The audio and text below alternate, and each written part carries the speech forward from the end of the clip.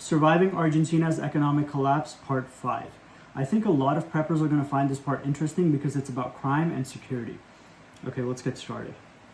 Even though crime has always been an issue in South America, my country was quite the exception.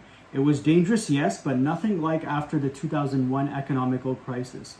One used to be able to let kids play on the sidewalk or walk back home from a party a few blocks and be somewhat safe. This has all changed now. There are no kids playing on the sidewalks anymore. I should emphasize this a little more. There are absolutely no kids playing on the sidewalks at all at any time of day. Maybe a kid rides his bike a few meters on the sidewalk, but always under the supervision of an adult.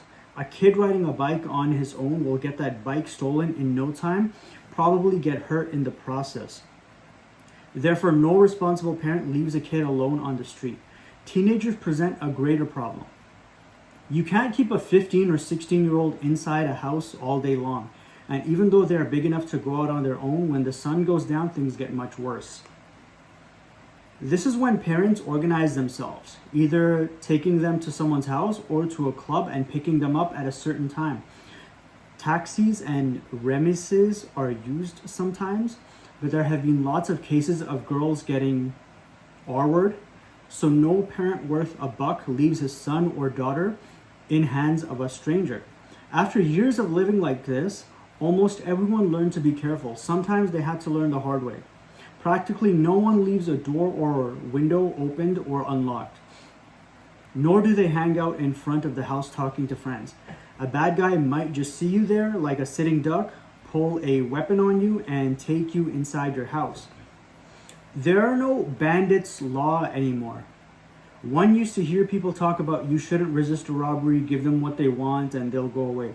That holds true no more. These guys are under the influence of drugs, epoxy glue, or just hate your guts so much because you have a better life than they ever dreamed of, because they were abused since the day they were born, that they will hurt and humiliate you as much as they can.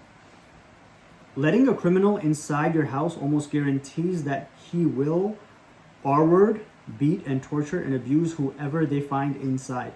I personally drew a line a few years ago and decided after one long, serious conversation with my wife that no one would be allowed inside the house, no matter what. We figured that there are worse things than death. Having decided that, I make sure I always have a weapon on me. They have to pay dearly for my life, plus interest. By far, the most dangerous moment of the day is when I or my wife leave/enter my house. A solid, secure house cannot be broken in easily, so criminals wait until you are standing in front of the door with the keys on your hand to jump on you. This is why we are extra alert when approaching our house. Look all around us, and if we see anything strange, keep walking around the block or keep on driving. No door is ever opened when there is a strange person around. Whenever someone knocks on our door and we don't know him/her, they are answered from a second-story window. Criminals sometimes disguise as electric company guys or something like that, saying that they have to fix something.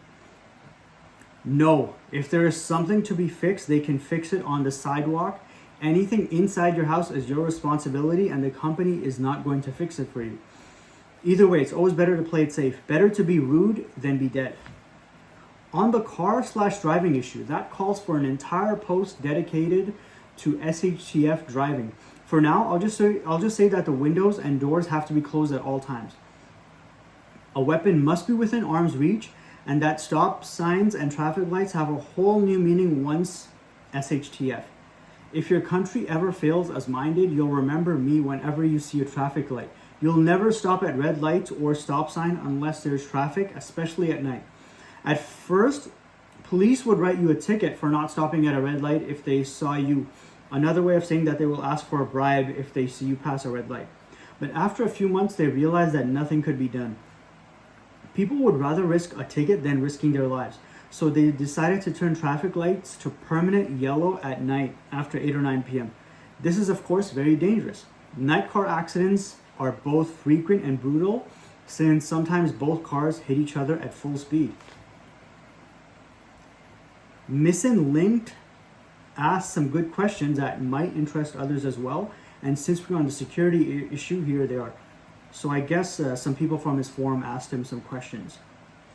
So the first one says, do the invaders of homes in the country just drive up in cars or trucks? Do they hide and sneak up? How did these home invaders attack a home in the country? A similar question could be asked for homes in the city. So I believe this is his answer. Sometimes they just drive up to you where you are working. If you are far away from home, but most of the time they sneak up on you. Criminals are not stupid and they will spend days checking the place and especially your routine. For example, if they see that you lock the gate at night, as most do, they will wait for you behind a tree until you are close. This is done a lot. Dogs are the best alarm you can find and criminals know that. They will poison them with pills when you go to sleep and attack the place in the middle of the night.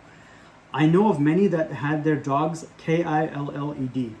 If they think that security is tight, they will just hide near the main gate and wait for you to leave or return. When you stop at the gate and must get out of the truck to open/close the main gate, they attack. I say that the most frequent kind of attack is attacking by surprise when you enter/leave your home. Another question. Most common times of attack.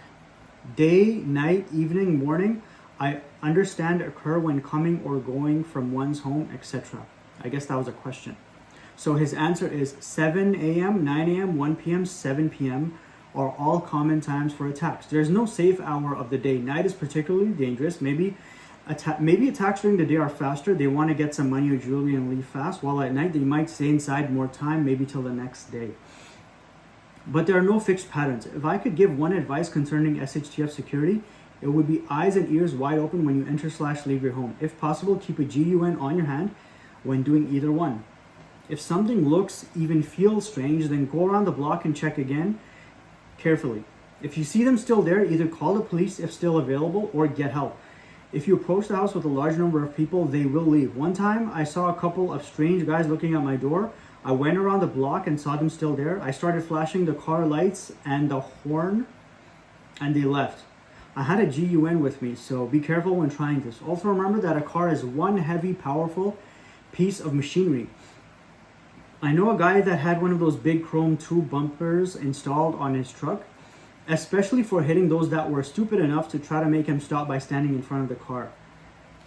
If I had a truck, I would do so myself, though I'll keep my mouth shut about it, as always.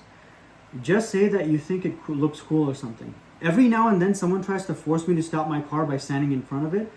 I suppose there are still fools out here that get robbed this way, in the middle of the street. I just aim at them and accelerate at full speed. They always jump out the way before I hit them.